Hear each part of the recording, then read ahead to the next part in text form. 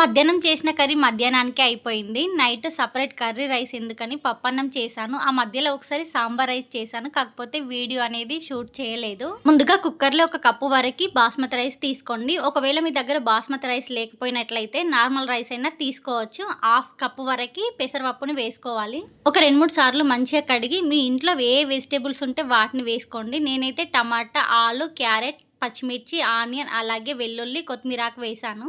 వీటితో పాటు సరిపడా కారం, ఉప్పు, పసుపు వేసి ఒక 3, 4 విజిల్లు వచ్చేంత వరకు మంచిగా ఉడికించుకోవాలి. నేను ఇక్కడ మరీ లూజ్‌గా చేయలేదు. మీరు ఇంకొంచెం లూజ్‌గా చేసుకోవాలి అనుకుంటే ఇంకో కప్పు వరకు వాటర్ ఎక్కువగా వేసుకోండి.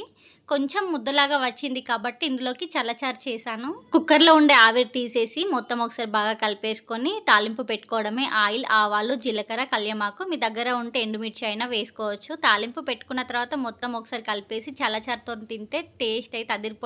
సబ్స్క్రైబ్ చేసుకోవడం మర్చిపోకండి.